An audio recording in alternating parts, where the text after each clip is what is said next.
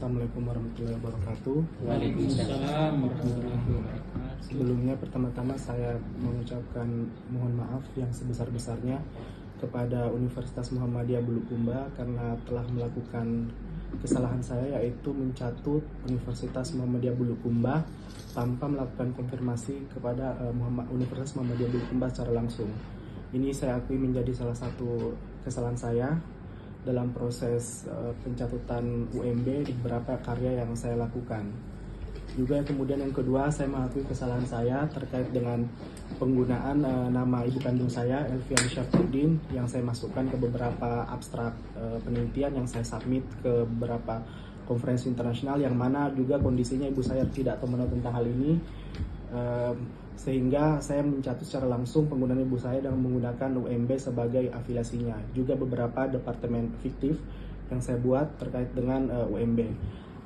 Alasan saya yang pertama kenapa saya menggunakan UMB dalam hal ini, karena saya merasa saya bisa menggunakan nama ibu kandung saya secara langsung, dan juga untuk memperkuat terkait dengan riset yang saya buat, yaitu seperti computer science, matematika dan sebagainya, sehingga saya menggunakan seperti Department of Computer Science Universitas Muhammadiyah Bulukumba, yang mana sama sekali tidak ada, dan saya mengakui kesalahan itu memang semata-mata hanya untuk seperti membuat sebuah karya seolah-olah itu banyak kolaborasi penelitian di dalamnya, seperti itu.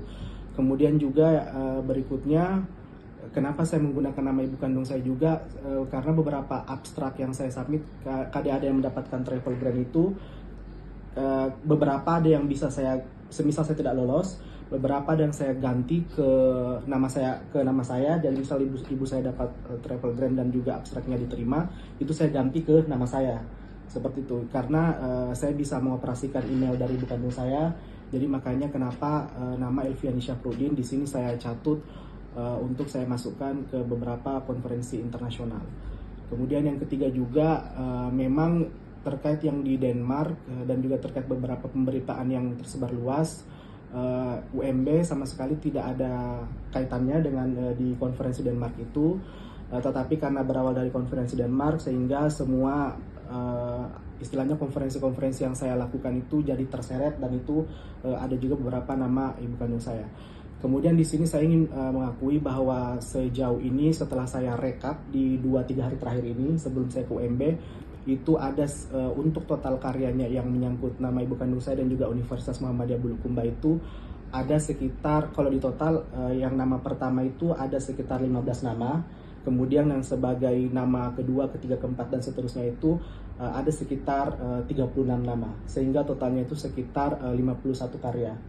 Kemudian juga nanti kalau misalnya ingin dikonfirmasi lebih lanjut, saya bisa menyertakan beberapa, saya sudah mengupayakan beberapa penarikan abstrak sejauh ini, dan sudah ada dua respons dari beberapa konferensi yang menyatakan mereka melakukan internal review dulu sebelum abstraknya ditarik.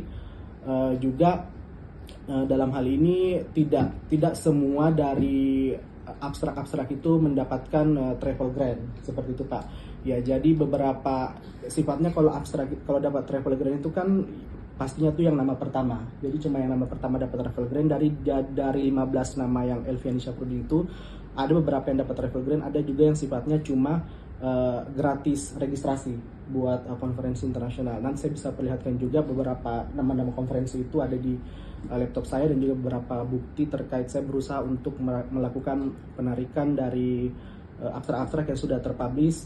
Cuma mungkin saya belum tahu pasti apakah dari semua abstrak itu bisa untuk ditarik, karena beberapa konferensinya ada yang sudah dari 2024, kemudian juga 2025, dan terakhir memang ini ada yang 2026 sebanyak 2 konferensi.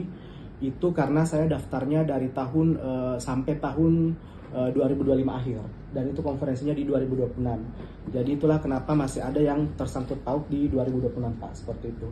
Jadi kemarin itu yang terakhir itu ada WCHR tentang konferensi rambut di Korea itu karena memang daftarnya itu maksimal kalau tidak salah antara November Desember 2025, dan itu baru dihadiri atau tidak Pak, sama sekali tidak, karena saya sudah posisinya tanggal 28 Mei itu saya sudah kembali ke Indonesia, dan itu WCHR itu di tanggal 30-31 Mei di Korea itu kami sama sekali sudah tidak hadiri, dan kami berusaha untuk cancel juga. Kemudian yang satunya itu ada JCS di Fukuoka di Jepang, itu bulan Maret kemarin yang mungkin juga fotonya sempat tersebar luas itu. Itu juga itu yang kirimkan saya juga ikut sama oh, iya, Rivaldi. iya Pak. Iya. Itu juga pendaftarnya itu sekitar kalau tidak salah itu akhir 2025. Tapi konferensinya itu memang diadakan di 2026 seperti itu Pak. Nah jadi kalau untuk ibu saya itu sempat juga ada yang di share juga di Jepang lagi itu, itu sudah saya ganti ke Science Society and Technology Commons. Jadi sudah bukan yang UMB lagi di situ. Jadi memang UMB itu terpakai dari 2024 sampai 2025, tetapi ada beberapa konferensi yang daftarnya itu sampai 2025 akhir tapi diadakan di awal 2026 seperti itu Pak. Oh makanya di tahun 2026 tetap Masih ada nama yang universitas. terpakai. Iya betul Pak. Oh gitu.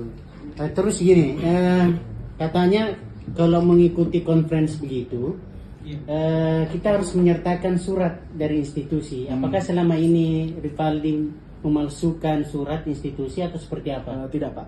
Jadi kalau terutama untuk konferensi yang di Korea sama di Jepang itu rata-rata cuma submit abstrak, isi biodata, nama universitas atau nama institusi, kemudian abstraknya tersubmit.